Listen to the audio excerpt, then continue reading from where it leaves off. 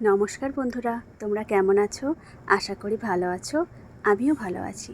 এখানে প্রথমে দেখো একটা আলপনা দেখতে পাচ্ছ। এটা কিন্তু আগের দিনের আলপনা।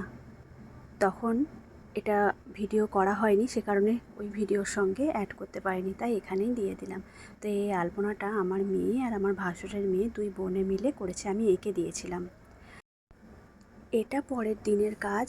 এটা আমি যাওয়ার পর আমি আর মেয়ে গেলাম, তারপর আমি মেয়েকে এঁকে দিলাম আর মেয়ে ফেব্রিক দিয়ে এটা করতে থাকলো।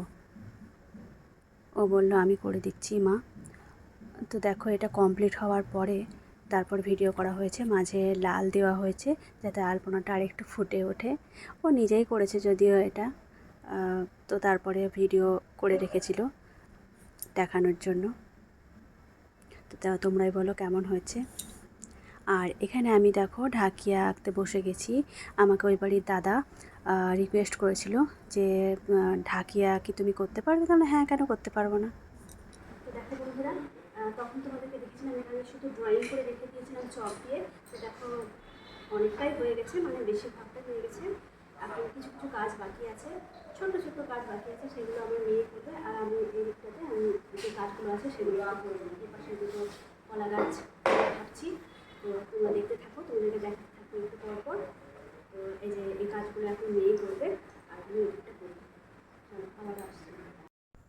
দুই দিকে দুটো ঢাকিয়া হয়ে যাওয়ার পর মাঝখানে একটা আমি ঘট আঁকতে শুরু করলাম। মায়ের একটা যদি ঘট আঁকানো যায় তাহলে খুব সুন্দর লাগবে। তো আমি চক দিয়ে প্রথমে এঁকে নিয়ে তারপর রং করছি। এখানে কিছুক্ষণ কাজে বিরতি দিতে হয়েছিল, কারণ মাকে তখন আনা হচ্ছিল। তো মাকে যেহেতু মন্দিরে ঢোকানো হবে, তো যদি আমি আলপনাটা দিতে থাকি তাহলে আলপনাটা নষ্ট হয়ে যাবে। যদিও দিয়েছিলাম কিছুটা, তারপর আমি ওটার মধ্যে পেপার দিয়ে রেখেছিলাম যাতে নষ্ট না হয়। তো এদিকে দেখো মাকে নিয়ে আসা হচ্ছে। আর যতক্ষণ মাকে মন্দিরে ঢোকানো হচ্ছে ততক্ষণ আমি একটু বাইরে ঘোরাঘুরি করছিলাম, কারণ আজকেই কাজটা শেষ করতে হবে যেভাবেই হোক। তো আমি একটু অপেক্ষা করছিলাম। আর এদিকে দেখো পুরো আলপনাটা কমপ্লিট হওয়ার পর, কারণ আগের দিনে আলপনাটা করতে করতে মানে মোটামুটি 10:30 11টা বেজে গেছিলো। আর প্রচণ্ড পরিমাণে ঝড় বৃষ্টি, আর মানে ভিডিও করার আর কোনো অপশান ছিল না, আর কারেন্টও ছিল না।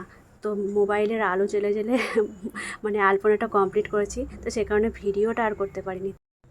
তাই পরের দিন সকালেই মেয়েকে বললাম একটু ভিডিও করে এনে দিতে, আর দেখে আসতে যে ঝড় বৃষ্টিতে কোনো কিছু নষ্ট হয়েছে কিনা, তাহলে ঠিক করে দিয়ে আসা হবে। কারণ পুজোর জোগাড় শুরু হয়ে গেলে তখন কিন্তু আর আলপনা ঠিক করা যাবে না, তখন মানুষজন আসতে শুরু করবে, তখন আর ওইভাবে কি আর কাজ করা যায়। ভিডিওর মধ্যে জায়গাটা ছোট মনে হলেও জায়গাটা কিন্তু অনেকটাই বড়। এখানে দেখো এই আলপনাটা, এটাও কিন্তু ওরা দুই বোনে মিলেই করেছে, আমি এঁকে দিয়েছিলাম শুধু। আর অল্প একটু করতে শুরু করেছিলাম, তারপর বললো যে আমরাই করছি এটা। যেহেতু প্রচণ্ড পরিমাণে ঝড় বৃষ্টি হচ্ছিল, সে কারণে আমার ভয় হচ্ছিল যে কাজগুলো যে করেছি ঝড় বৃষ্টিতে যদি নষ্ট হয়ে যায়, কারণ তখনও ভালোভাবে শুকোয়নি, সে কারণে আরও বেশি ভয় হচ্ছিল। তো দেখা গেল যে না, সব কিছু ঠিকঠাক আছে, একদম সুন্দর হয়ে আছে আর শুকিয়েও গেছে। আর যদিও আসার সময় আমরা যখন কাজ শেষ করে যখন আসছি, তখন তো ঝড় বৃষ্টি শুরুই হয়ে গেছিলো। তখন বাইরের দিকে যেটুকু মানে বৃষ্টিতে ভেজার সম্ভাবনা আছে সেটুকুতে আমরা একটা প্লাস্টিক দিয়ে দিয়েছিলাম, যাতে কাজটা না নষ্ট হয়, যাতে রঙগুলো না নষ্ট হয়। তো এখানে দেখো ঘটের এখানে আমি কয়েকটা জবা ফুল এঁকেছিলাম। যেহেতু মায়ের পুজো, তাই জবা ফুলটা আমি প্রথমে আলপনাতেও আমি জবা ফুল দিয়েই শুরু করেছিলাম। পরে দেখলাম যে ঘটের ওপর যদি বড় বড় করে কয়েকটা জবা ফুল দেওয়া হয় তাহলে আরও বেশি সুন্দর লাগবে। তো সে কারণে আমি জবা ফুলগুলো দিয়েছিলাম। আমি বেশিরভাগ আলপনাতেই দেখো জবা ফুল দিয়েই করার চেষ্টা করেছি, যাতে আলপনাটা আরও বেশি ফুটে ওঠে। আর মায়ের পুজো যেহেতু কালী মা, জবা ফুলই মায়ের বেশি প্রিয়, সেই কারণে জবা ফুলটা দিলেই সবথেকে বেশি আর কি ভালো লাগে। আর জবা ফুলটা দেওয়াতে সবারই কিন্তু ভালো লাগছিল, সবাই খুব পছন্দ করছিল, বলছিল খুব ভালো লাগছে দেখতে। তো সম্পূর্ণ আলপনাগুলো পরের দিন দেখে আবার ভালো করে মানে দেখা হচ্ছিল, যাতে কোনো জায়গায় কোনো ক্ষতি হয়েছে কি না, তখনও সময় ছিল, ঠিক করে দেওয়া যেত। তো সেটারই ভিডিও করেছে আর কি মেয়ে। এক এক করে ফুলগুলো আগের দিন যেহেতু ভালো করে ভিডিওটা হয়নি, তাই ভালো করে ভিডিওটা করে নেওয়া হয়েছিল। এই জবা ফুলগুলো তো তোমাদেরকে দেখানোই হয়নি, আর ভিডিও করার তখন সময়ও ছিল না, কারণ কাজের তাড়া ছিল আর ভিডিও করতে পারছিলাম না।